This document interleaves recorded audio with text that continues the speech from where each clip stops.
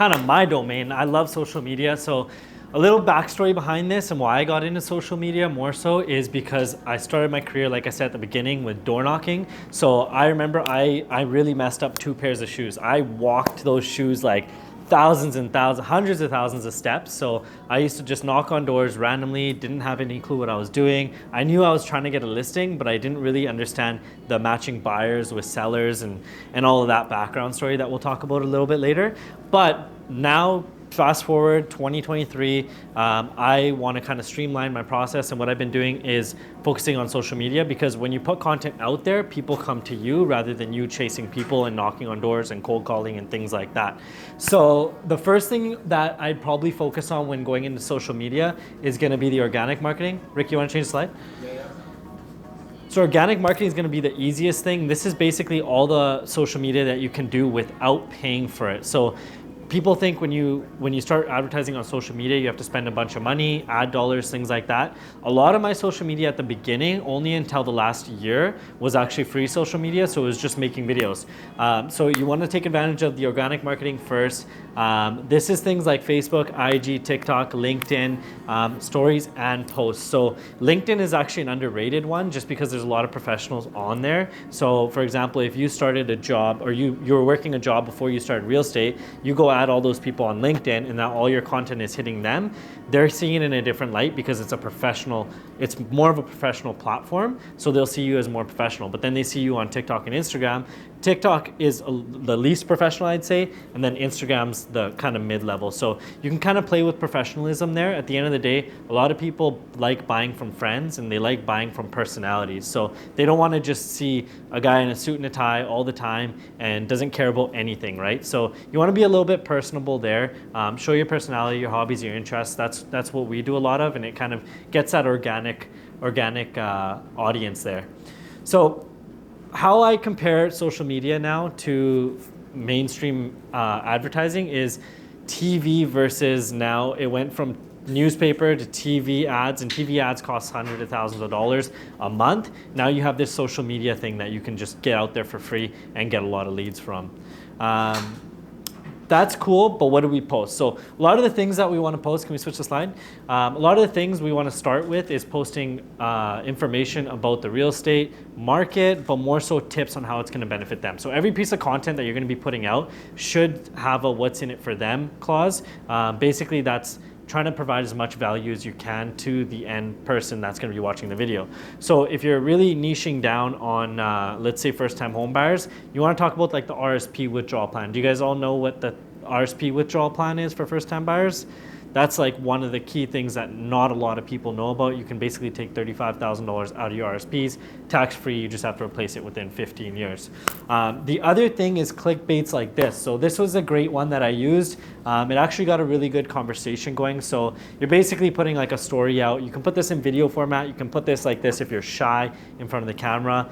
Things like this will kind of get a bigger conversation started. So if you got $20,000 over market value for your home, would you sell today? A lot of the people would be like, yeah, like that sounds great. Why would somebody pay me more money than it's actually worth? And then you take them over into the DM section. So the DM section is actually where a lot of the work goes down. So if they do comment and they're leaving interaction, likes, things like that, you want to get them as quick as possible over into the DM section, because that's where you can actually have a more in-depth conversation. People will share their finances, people will share their situation, things like that in that section. You want to aim to push for a phone call at the end of that, and a lot of the times I actually do those phone calls directly on the chat. So if it's a Facebook chat, utilize it. It's there for a reason. Hit that phone button, hit that video call button if you're in the office or you feel comfortable doing it, and it'll leave an impact. Not a lot of agents are doing that yet.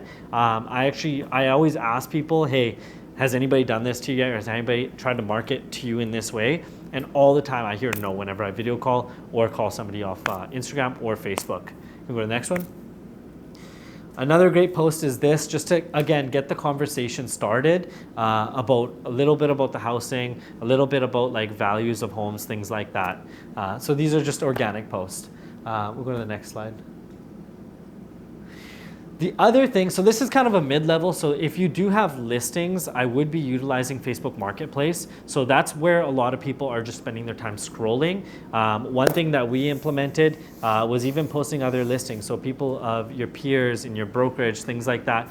The great thing with being around a lot of people is that there'll always be a listing to post. So somebody will have something going on off market, things like that. And it's a quick conversation. If you post it using this format is very intentional because you're using bold words, you're using keywords like south-facing yard, masterpiece, newly built, stunning, things that get people excited but don't give them too much information. A lot of the times I'll even actually leave the price off of the listing and I'll just hit $0, so then they'll have to communicate how much money, or they'll have to communicate and ask what the price is. So at the end of the day, marketing is trying to get as many people's hands up as possible, and then sales is about making those hands actually convert into sales. So with all this stuff, it's kind of like clickbait, if you want to call it clickbait. It's just getting a lot of hands up to say, hey, I want to know information about property. I'm probably going to buy something, or I'm probably going to list something in the next little bit. So I'm trying to do my homework there now. So next slide. The next thing that I'm getting really excited about, and this is something that I'm going to be teaching in my class. So Rick's got his masterclass. I'm actually creating a masterclass in the background, so that'll be really exciting. And when we launch it, we'll be giving out to a lot of our agents. Now, this is some next level stuff. So basically what it is it's an online course, except what it is it's for the end user being the buyer. So you're not like selling courses to agents, things like this. You're giving a course that's free to the buyer. So this does one of two things. This one builds trust in you when they watch it. So it's like a moduled out course. If you've ever taken like an online course, you'll see how those are laid out. But they can basically see all the steps that it takes to purchase a home. You can give the tips that you want to give. You can give the hacks, the secrets. And when you go to actually cold call these people, they're much more warmed up and they're much more ready to give you information because they already trust you and have seen a lot of your information. And you're providing more value. And then what you can do with this program is market it in many different ways. So first time buyers course, investors course, how to buy low with very little money down, things like that. And you put that course out there. If we go to the next. So now you have this course, let's say it's created, it's a buyer's program course, and it shows them how to get the deal of the century and get this much money off their next purchase. Now what you want to do is send them to a training video that kind of outlines the course material. This is, again, really high level advanced Facebook marketing. But what this landing page does is it basically does something called pixel them. So you know when you go hit an ad and people see that ad everywhere, that's essentially what this will do. So this is a landing page built to follow them around and retarget them and advertise to them over and over and over again until they finally sign up for something that interests them. So you can run 30, 40 ads sometimes before these people actually reach out and say, hey, okay, I'm looking to buy or I'm looking to sell. I've seen you so much on social media. You seem like you know what you're doing. So let's roll with it. And then those calls are easier. They don't argue about commission. There's no blocks there because they see the value and you've already provided so much upfront. Now this is basically what it kind of looks like. So you guys can all create this. We'll be sending that out afterwards, but you guys can all create a course, and this is kind of some of the course content. So cost of owning a house, how to handle a seller's market, what to do what not to do to not mess up your mortgage. So obviously we all know that. Don't buy a car while you're waiting to close. Don't go get new credit cards, things like that. But imagine sending all of this to your buyers and not having to explain it to them in person. One, it saves time. It, again, builds that authority figure representation of yourself. And then two, it just makes that sales process a little bit easier. Okay, so that's the course. And then this is essentially, again, if you guys have done any courses online or have ever been funneled into buying a course for education online, this is how they'll look. So it's basically called a funnel. So it's a short clip. This was 45-minute video, just explaining a couple things of the home buying process, and they get really excited about it. Then they book a call. you talk to them, you give them access to the course once you figure out they're actually serious, and then you can follow up with them forever until they actually buy. So it's a little bit of an easier call rather than just saying, hey, do you want to buy or sell? Or hey, you signed up for my ad for the top like 5 houses in Cloverdale. Do you want to, here's the list, do you want to purchase any of these? Do you want to take a look at any of these? Anything like that. It's a little bit of a longer sales process, but all of this stuff gets really automated and you don't have to do anything to warm these leads up. So it saves you time and you can focus on doing what matters to you most. Next one here. So this is the TikTok algorithm. So I've been using TikTok a lot in the last little bit, and organically, like last couple of months was about 600,000 views. I know Connor guys have hit like millions of views in these platforms. So there's a couple of things with the platforms. One is you're going to want to niche down. So basically that means get a little bit more specific about what you're talking about. So if it's real estate, get specific. Real estate investing, first-time buyers, things like that. You want to get really specific with what you're talking about, because then you get an audience that is specific as well. And you get to kind of talk further into those details. Next thing is you're going to want to be cautious of posting times. So time between posts, sorry. So this is essentially, you don't want to post too quickly back to back. You want to wait at least an hour between posts. This just ensures that one of your posts doesn't stop getting engagement. So if you post like a TikTok right now and then you post one in 30 minutes, that first one will stop getting as much engagement as it would have if it was just that one video. And then the second one starts taking into action. Followers and views are gonna matter more than likes and comments, guys. So we get so into our heads about likes and comments and all that stuff. So the thing is, that stuff doesn't matter as much. If you look at some of the top guys like that have 100 or 200,000 followers, some of their posts are only getting like 100 likes, but you're being in front of the people. As just naturally, the more posts you start putting out, less people will like it, but they'll still watch it. They'll just not be double tapping all the time, because that's just the way they're psychologically built to do that. Keywords in your descriptions is going to be a big thing. So the next thing that TikTok's been doing is actually favoring videos that have captions with keywords. So you want to always add your captions to your videos on TikTok, and that can be done through an app called Captions. It's like a purple app on the App Store or the Play Store. The other thing is going to be hooks. So drop-off rates are something that TikTok really looks at. So typically a drop-off rate is basically when you start watching a video, less and less people start watching.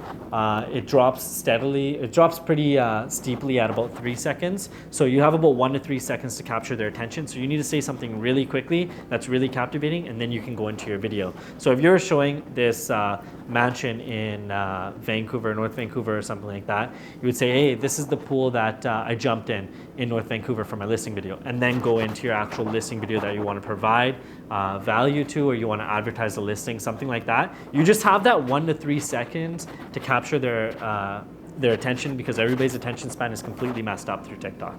So it just is what it is. You got to work with it. Use transitions, use trending sounds. You can repost your own TikToks to get more engagement. So my top TikToks, I always repost the ones that did really well, and they typically do the same, if not better, the second time around. So there's 3 lengths to work with. You do want to stick between the 5 and 8 second TikToks. Those will get the most engagement. And then there's another category, 20 to about 30 seconds. And then the last one's going to be about 60 seconds. So those typically longer videos will get less engagement, but those are the 3 categories. And then watch time is huge as well. So the amount of time that somebody watches your entire video is going to be tracked, and the more time they watch it, the better the video will do. The last thing I'll talk about on this slide is the 3 time frames. So the first time frame is going to be 10:30 to 12 o'clock in the morning. The next one's going to be 12:30 to 3:30, and the last one's going to be 5:30 to 10:30. So those are the 3 time frames you want to post to get the most amount of engagement and the most amount of views. So that's exposure. Views are exposure. The more people know you, the more people that can buy and sell from you. Next one. So this, I just compared a couple of videos. So this is where the total watch time really matters. So Now this was a video that only got 877 views, and the 10% of people watched the video entirely. Now this video got 65,000 views, and 22% of people watched the whole video. So you can kind of see there, the difference between how the algorithm works. So the more people watch the video, the more views it'll get pushed out there more, you'll get TikTok famous, and then you'll sell a bunch of houses. I think that's about it. Any questions on social media? Yep. So what you're saying is, as someone who's just starting off, that having social media is very important. Like what about someone who's not very active on social media, but is active but is not putting themselves out there? So what would you say? Like, do you have to be successful? Like, is that? Yeah, I get the question. The cool thing with real estate is you don't have to do any one thing. I'll never say you have to do social media because there's so many outlets that you can use to get leads or get deals done. So you don't have to use the social media outlet. I just found it the easiest one for me because one, I'm okay being in front of the camera. Two, it's like an analytical thing. I kind of like that, and I like analyzing those numbers. And then three, I don't have to ruin any pairs of shoes. So you can go crazy with door knocking, you can go crazy with cold calling, and that'll work. It's just I find that this has become more efficient, and the more time that this is around, I don't think social media is going anywhere. I think it's going to be just bigger and bigger. So if we can adapt it quicker, we might get ahead of that curve, because people who adapted at the very beginning, they're doing crazy well. They're doing super well. Right now, we're still kind of early. So if you can get into YouTube, that'll be the next big boom. But again, it's just about what you're comfortable with. Just to add to that, if you don't want to do social media, cool. You gotta get good on camera. You have to. You're like, oh my God, I want to talk to people. I get it. I've been there. You think I want to be up here right now? Not really. But like, you just gotta do it. Okay. So, what do I mean by that? Some people are afraid of social media. I wouldn't be on social media if it wasn't for my wife, because I grew up in like 90s hip hop. I didn't want people knowing my business, right? So it was a different time. We didn't like cameras back then. So It's got a flip phone. yeah, I had a flip phone. You actually have the original Zach Morris. Yeah. But here's the thing I wanted to explain to you. A CRM is very important. Your contact manager. Like, I can't live without my phone. I don't memorize people's phone numbers anymore. So just by simply, you guys use, I want to make this more interactive too when I go, right? So ask me questions, stop me. Any of you guys use Bomb Video? There you go. So simple Bomb Video. You don't have to do it on social media, but let's say you find a really good deal at your door knocking. Now you go to your CRM, you hit up your Bomb Video, and you just talk to your people. Hey guys, I just found this amazing deal, and I promised you guys I would think of you first. Before I put it out there, I want to give it to you all. You don't have to buy it. I'm not saying that, but I just wanted to give you value. Send. Have to do it. I would say two prerequisites right now in today's day and age is you have to talk to people, gotta pick up the phone, and I would add to that, I learned a lot right now. I'm not good at this. I think the best coaches are the best students. I'm not good at this. I know you're blowing it. I know Ranesh is killing it. I know some of you guys are killing it with video. I'm learning too, but it's very important. But look at that, 2 people raised their hands when he said who's doing those videos. So that's gonna set them two apart. If none of us did videos and only them 2 did videos, they're gonna get way more personal with their clients, right? So their clients are gonna be like, damn, like, yep. And if let's say my client and I never sent videos, and Ranesh's client and he always sent videos, if they're together and Ranesh's client opens that video in front of my client, that guy's gonna be like, yo, your agent's so cool. Like, my agent never does that. He hasn't called me in the last 6 months because his CRM's not set up, right? So it's like big differences. And social media is so important. You guys, you guys have a 24 touch system, a 30 touch system. Well, that's a like. Yeah. That's a like. We have a 365 touch. Jessica bought a house from me 6 months ago, and I wasn't really good in keeping contact with people. But if I'm on social media and I see that she's on there, that's a like. Oh, awesome, congratulations. Oh, Rick's thinking about me.